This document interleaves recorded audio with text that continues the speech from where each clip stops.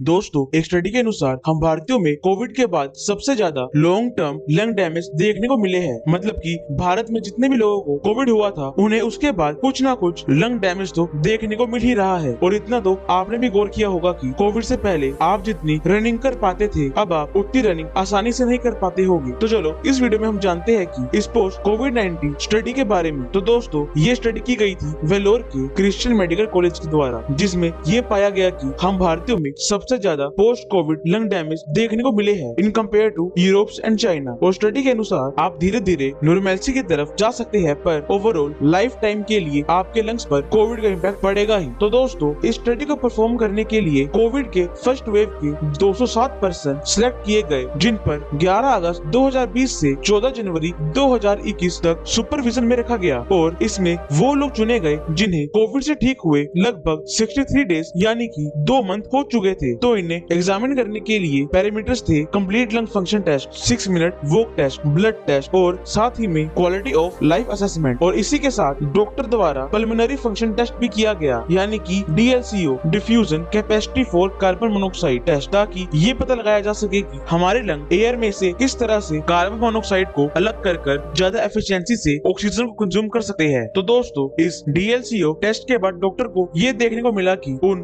207 लोगों में से 44% लोग इस टेस्ट में फेल हुए, यानी कि उनके लंग अच्छे से एयर में से ऑक्सीजन यूटिलाइज नहीं कर पा रहे थे, जिसने डॉक्टर को वरी कर दिया। और वही इनमें से 35% लोग ऐसे थे जिनके लंग सांस लेते समय अच्छे से एक्सपेंड नहीं हो पा रहे थे। और बचे हुए 9% लोग ऐसे थे कि उन्हें एयर को इनहेल और एक्सहेल करते समय दिक्कत आ रही थी। तो फिर इनकी ओवरऑल स्टडी ये क्लेम करती है कि जिन लोगों को कोविड-19 हुआ था उन्हें कहीं ना कहीं देखने को मिल ही रहा होगा कि पहले के टाइम पर यानी कि प्री कोविड वो ज्यादा एक्टिव यानी कि ज्यादा एक्सरसाइज या फिर ज्यादा हैवी वर्क आसानी से कर पाते थे, जबकि आफ्टर कोविड उनकी कैपेसिटी लिटिल अमाउंट में इफेक्ट हुई ही है। तो चलो अब जानते हैं कि आखिरकार ऐसा क्यों कि भारत में ज्यादा लोगों को लंग फंक्शन डैमेज देखने को मिल रहा है। तो दोस्तों, हमारे भारत में की गई स्टडी के अनुसार हम भारतीयों में 72.5% लोगों में कोमोर्बिडाइट्स है, यानी कि एक टाइम पर मल्टीपल डिजीज होना, जैसे कि diabetes, chronic respiratory disease, kidney disease, heart disease वगैरह वगैरह। और इन 72.5% लोगों में से 40.1% लोग ऐसे हैं जिन्हें एक टाइम पर 2 या फिर 2 से अधिक डिजीज एक समय पर ही है। और वहीं चाइना में ये कोमोर्बिडाइट्स सिर्फ 40% लोगों में ही है, और यूरोप में तो इसकी परसेंटेज और भी कम है। तो चलो अब इस पोस्ट कोविड लंग डैमेज के सिम्टम के बारे में जानते हैं। तो दोस्तों, इसके सिम्टम है फटीग, चेस्ट पेन या फिर चेस्ट में टाइटनेस होना, शॉर्टनेस ऑफ ब्रीथ, गले में कफ बनते रहना, decrease in exercise tolerance, frequently respiratory infection. तो अगर आपको भी सिम्टम देखने को मिलते हैं तो आप इसके लिए मेडिकल एक्सपर्ट पर जाकर ऑक्सीजन थेरेपी या फिर मेडिकेशन ले सकते हैं। और सबसे अच्छा तरीका इस डिसीज से बचने का है कि आप जंक फूड को अवॉइड करें और ज्यादा न्यूट्रिएंट रिच डाइट ही कंज्यूम करें, ताकि आपकी बॉडी पर ये कम से कम इफेक्ट डाले। तो दोस्तों, उम्मीद है कि आपको इन्फॉर्मेशन अच्छी लगी होगी। तो दोस्तों, इसके लिए वीडियो को लाइक करना और चैनल को सब्सक्राइब करना। तो हम मिलते हैं नेक्स्ट वीडियो में, तब तक के लिए जय हिंद,